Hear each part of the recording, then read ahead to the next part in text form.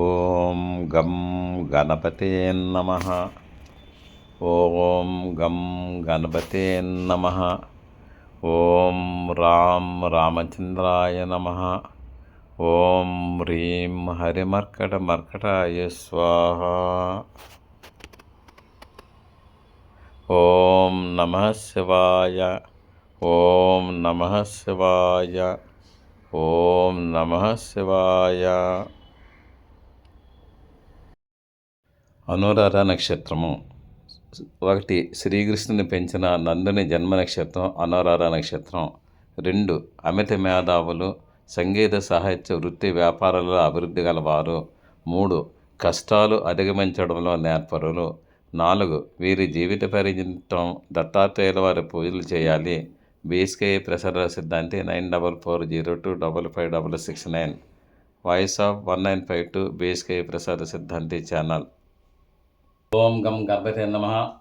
అందరికీ శుభోదయం. నేను మీ సిద్ధాంతి బీఎస్కేవి ప్రసారరావుని. ఓం Shri Panchamukheshwara జ్యోతిషపీఠం voice of 1952 BSK ప్రసార సిద్ధాంతి ఛానల్.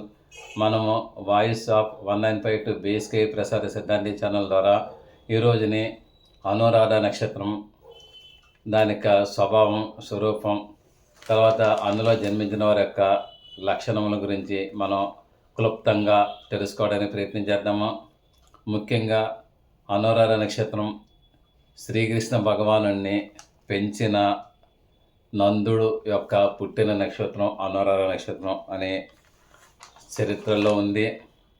ఈ యొక్క అనురాధ నక్షత్రానికి అధిదేవత మిత్రదేవతలు, తర్వాత ఆరాధ్య దైవం ఈశ్వరుడు, ఆంజనేయ స్వామి, లక్ష్మీదేవి అని చెప్తారు.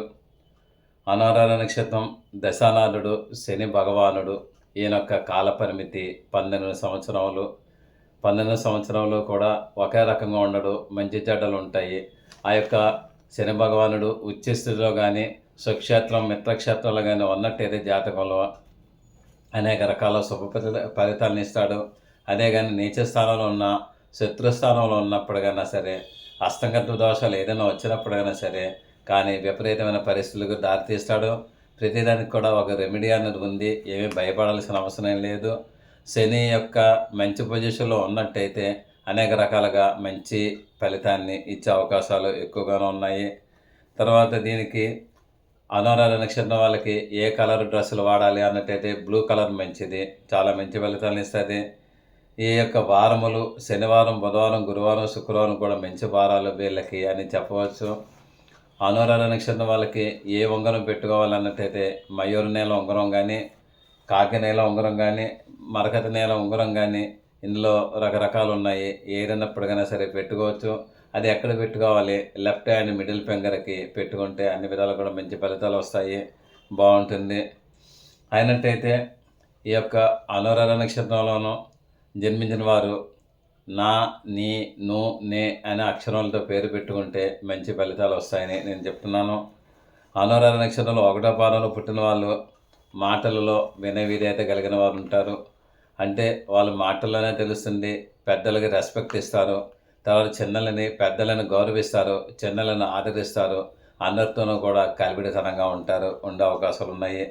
మంచి నడవడిక ఉంటుంది, వీళ్ళకి గుడ్ బిహేవియర్ ఉంటుంది, సత్యసంధులు ఉంటారు, పరోపకారు పరాయణులు ఉంటారు.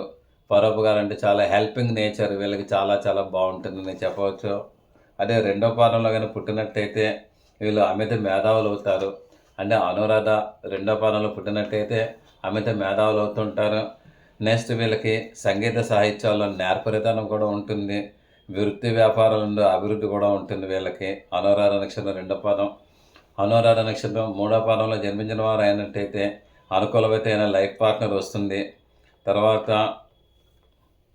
టీచింగ్ కెపాసిటీ వస్తుంది, టెక్నాలజీలు వీళ్ళు డెవలప్ అవుతారు, గౌరవ ప్రతిష్టలు వీళ్ళకి కలుగుతాయి. అనురాధ నక్షత్రం 3వ పాదంలో పుట్టినట్టయితే. అనురాధ 4వ పాదంలో పుట్టినట్టయితే యావరేజ్గా ఉంటుంది, వీళ్ళకి కొంచెం కోపం ఎక్కువ ఉంటుంది, ఆర్థిక సమస్యలు కూడా వీళ్ళకి ఎక్కువగానే ఉండే అవకాశాలు ఎక్కువ ఉన్నాయి. అనురాధ నక్షత్రం 1వ పాదం. అనురాధ నక్షత్రం అంటే వృశ్చిక రాశిలో ఉంటుంది కాబట్టి కుజుడు అధిపతి, కుజుడు దశానాథుడు, దశానాథుడు కాదు, ఈ నక్షత్రానికి రాశినాథుడు కుజుడు. అందుకు జనరల్గా వీళ్ళకి కోపం ఉండొచ్చు. అనురాధ నక్షత్రం 1వ పాదంలో పుట్టినట్టయితే అశ్విని, భరణి, కృత్య, రోహిణి, మృగశిర, ఆరుద్ర, పునర్, పుష్య, ఆశ్ల, మఖ, పుబ్బ, ఉత్తర, హస్త, చిత్త, స్వాతి, విశాఖ, అనురాధ. అనురాధ 1వ పాదంలో పుట్టే నవాంశలో సింహం ఉంటుంది. వాళ్ళు పరాక్రమవంతులుగా ఉంటారు. అనురాధ నక్షత్రంలో 2వ పాదంలో పుట్టినట్టయితే నవాంశల కన్యా లగ్నంలో ఉంటారు. వీరు వ్యాపారపరంగా ఉంటారు. అనురాధ నక్షత్రం 3వ పాదం అన్నట్టయితే వీళ్ళకి మట్టుకు నవాంశలో శుక్రస్థానంలో ఉంటారు, తులలో ఉంటారు. కాబట్టి వీళ్ళకి ఆకర్షణీయంగా ఉంటారు. అనురాధ 4వ పాదంలో పుట్టినట్టయితే మట్టుకు యొక్క నవాంశలో మట్టుకు మేష, వృషభ, మిథున, కర్కట, సింహం, కన్య, తుల, రుచికంలో ఉంటుంది. అంటే కుజుడు అధిపతి. వీళ్ళకి కొంచెం ఏంటంటే రఫ్ నేచర్ కూడా ఉండే అవకాశాలు ఉంటాయి. అయితే వీళ్ళకి అనురాధ నక్షత్రం వాళ్ళకి ఒక ప్లస్ పాయింట్ ఏంటంటే కష్టాలు ఎన్నో వస్తుంటాయి అందరికీనో, కానీ వీళ్ళని అధిగమించే నేర్పరితనం వీళ్ళకి ఉంటుంది. ఓవర్టేక్ చేస్తారు. అంటే ఓవర్టేక్ చేసే కెపాసిటీ వీళ్ళకి ఉంటుంది. బుద్ధి, జ్ఞానం వీళ్ళకి పనిచేస్తుంది. మంచి కీర్తివంతులు కూడా అవుతారు. మంచి కీర్తివంతులైన సంతానం కూడా వీళ్ళకి కలుగుతుంది అని నేను చెప్తున్నాను. అదేవిధంగా సంపద కూడా వస్తుంది. వీళ్ళ యొక్క వినయ విధేయతలే వీళ్ళకి సంపదని తెచ్చిపెడుతూ ఉంటుంది. రాజకార్యాల్లో ఆసక్తి గలవారు కూడా వీళ్ళు అవుతుంటారు. అబ్రాడ్ ఛాన్సెస్ ఉంటాయి. వీళ్ళు ధైర్యం గలవాళ్ళు, పరదేశ నివాసము, సౌందర్యవంతులు కూడా అయ్యే అవకాశాలు వీళ్ళకి ఎక్కువగా ఉన్నాయి. ఈ యొక్క అనురాధ నక్షత్రం వీనికి శని యొక్క అంగారకుడి ప్రభావం చాలా బాగుంటుంది. అనురాధ నక్షత్రానికి దశానాథుడు శని అన్నాం కదా, శని యొక్క ఇన్ఫ్లుయెన్స్ బాగా ఉంటుంది. అందుకే ప్రతి పని కూడా మందకొడితనంగా ఉంటుంది. ఒకసారి యాక్టివ్గా ఉంటారు. ప్లస్ ఏంటంటే జనరల్ నాలెడ్జ్, లోకజ్ఞానం వీరికి చాలా బాగా ఎక్కువగా ఉంటుందని చెప్పాలి. తర్వాత వీళ్ళు కొంచెం ఏంటంటే ప్రతి పని కూడా లేట్గా రన్ అవుతుంటుంది.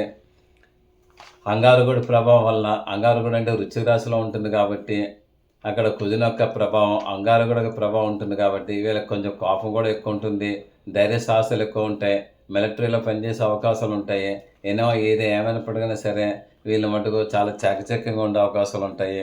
వీళ్ళకి స్నేహము, సౌమ్యత, నమ్మకాలు కావలసినంత ఉంటాయి. స్నేహం చాలా చేస్తారు. అదేవిధంగా నమ్మకం కూడా ఉంటుంది. సౌమ్యంగా కూడా ఉంటారు. వృద్ధుల పట్ల వీరు గౌరవం కలిగి ఉంటారు. ఇందాక నేను చెప్పాను కదా, పెద్దవాళ్ళంటే గౌరవిస్తారు, చిన్నవాళ్ళంటే ఆదరిస్తారు. వృద్ధులు అంటే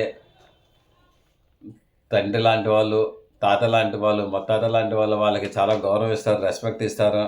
తర్వాత లేట్గా సెటిల్ అవుతారు వీళ్ళు. అంటే లైఫ్లో మటుకు సెటిల్ అవ్వటం మటుకు లేట్గానే అవుతారు, కొంచెం ఎర్లీగా అవ్వరు. కానీ సెటిల్ అయ్యేంత వరకు కూడా చాలా కష్టాలు పడతారు. ఏంటంటే పరిస్థితి అగమ్యగోచరం అనుకుంటారు, కానీ సెటిల్ అయ్యాక మటుకు గ్రాడ్యువల్గా డెవలప్ అవుతుంటారు. చాలా కష్టపడి పనికి వస్తుంటారు.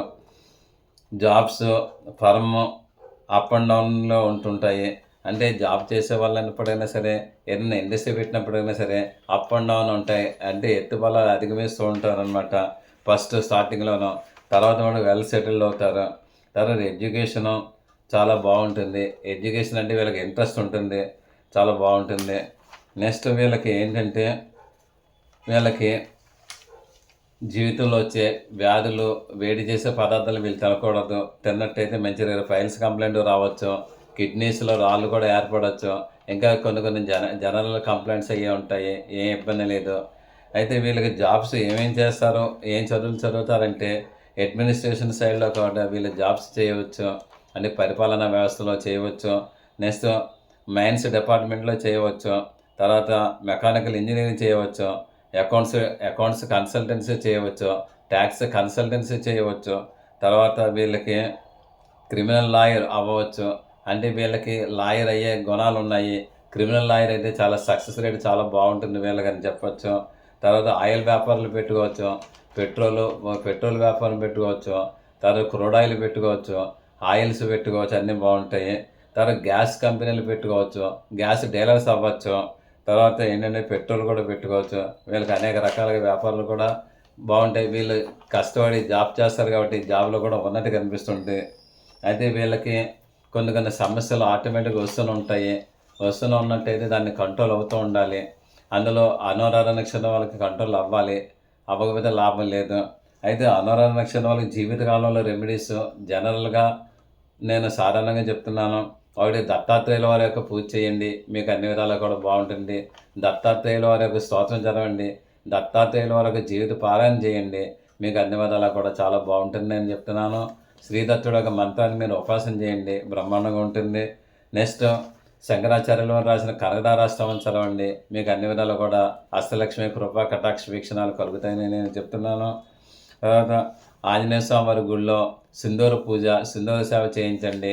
41 రోజులు ఆంజనేయ స్వామికి ముళ్ళలోనూ సింధూరం కలిపి మీ యొక్క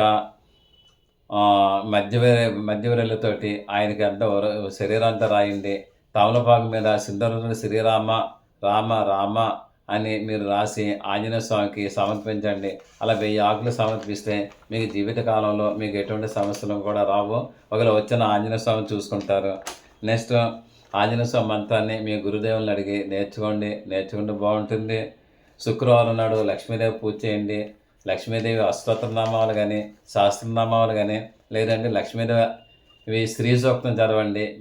మీకు నోరు తిరిగినట్టయితే, మీరు రుజులు అయినట్టయితే, మంత్రోచ్చారణ బాగున్నట్టయితే మీరు లక్ష్మీదేవి శ్రీ సూక్తం చదవండి. అదేవిధంగా భూసూక్తం చదవండి, నీలా సూక్తాన్ని చదవండి. ఇన్ని కూడా చదివితే మీకు బాగుంటుంది.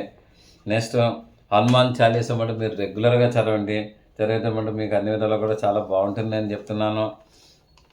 నెక్స్ట్ శివాభిషేకం చేయండి ఈశ్వరునికి. అంటే రుద్రాభిషేకం చేయవచ్చు, ఈశ్వరాభిషేకం చేయవచ్చు. లేదా అన్నట్టే మీరు ఎడమ చేయి తీసుకోండి. ఎడమ చేతిలోనే మీరేమో తమలపాకు పెట్టుకోండి. తమలపాకు మీద మట్టితోనేమో శివలింగం తయారు చేసి ఆ శివలింగాన్ని ఓం నమః శివాయ, ఓం నమః శివాయ, ఓం నమః శివాయ అంటూ కూడా 108 సార్లు నీళ్లు పోయండి. ఆ శివలింగం అలా కరిగిపోతూ ఉంటుంది. శివలింగం ఎప్పుడైతే అలా కరిగిందో మీ యొక్క కష్టాలన్నీ కూడా కరిగిపోతాయి, సుఖాలు మిగులుతాయి. కాబట్టి ఒక అరచేతిలో తమలపాకుని పెట్టుకోండి. తమలపాకులను శివలింగాన్ని, మృన్మయ శివలింగం అంటే మట్టి శివలింగాన్ని పెట్టుకోండి. అప్పుడు మీరు అభిషేకం చేయండి.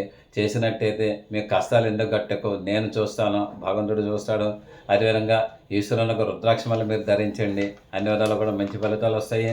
శివాలయంలో 41 రోజులు ప్రదక్షిణలు చేయండి.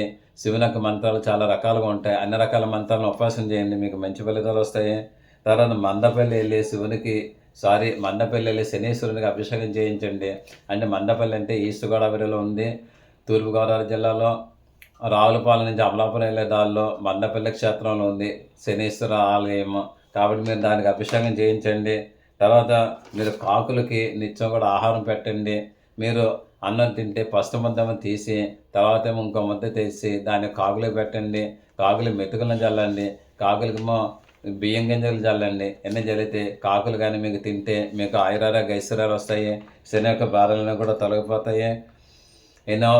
ఏమైనప్పటికైనా సరే మీరు ఆంజనేయ స్వామి మంత్రం ఓం హ్రీం హరిమర్కట మర్కటాయి స్వాహ, ఓం హ్రీం హరిమర్కట మర్కటాయి స్వాహ, ఓం హ్రీం హరిమర్కట మర్కటాయి స్వాహ అనే మంత్రాన్ని మీరు రోజుకి ఉదయం 108 సార్లు, రాత్రి 108 సార్లు చదవండి. చదివినట్టయితే మీకు అన్ని కూడా పనులన్నీ నెరవేరుతాయి. అనురాధ నక్షత్రంలో పుట్టిన వాళ్ళకి దైవంశ సంభూతులు, అనురాధ నక్షత్రంలో పుట్టిన వాళ్ళకి ఆంజనేయ స్వామి ఆరాధన అన్ని విధాలు కూడా కలిసి వస్తుందని నేను డెఫినెట్గా చెప్తున్నాను.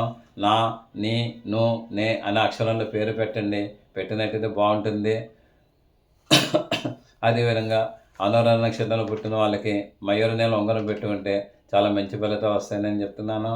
తర్వాత మీరు మటుకు మీ ఇంటికి అనురాధ నక్షత్రంలో పుట్టిన వాళ్ళు మీ ఇంటికి సింహద్వారానికి ఒక సింధూరం, నువ్వులను కలిపిన సింధూరంతో సింధూరం రంగరించి దాంతో ఆంజనేయ స్వామి నామాలు పెట్టండి, వైష్ణవ నామాలు. మీకు అన్ని విధాలు బాగుంటుంది.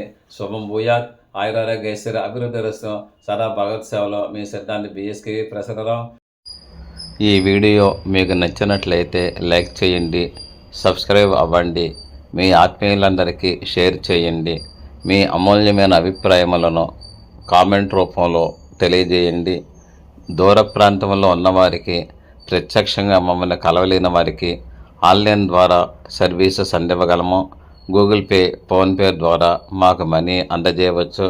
సదా భగవత్ సేవలో మీ సిద్ధాంతి Battula Srikrishna Varaprasad Rao. 9440255669. Thank you for your careful reading of this lesson. See you again tomorrow. సిద్ధాంతి బత్తుల శ్రీకృష్ణ వరప్రసాదరావు. మీరు శ్రద్ధగా ఈ పాఠం విన్నందుకు ధన్యవాదములు. మరలా రేపు కలుద్దాం. మీ సిద్ధాంతి Bottala Srikrishna Prasadarao, voice of 1952 BSK ప్రసాద సిద్ధాంతి ఛానల్ 9440255669. ఓం నమః శివాయ నమః.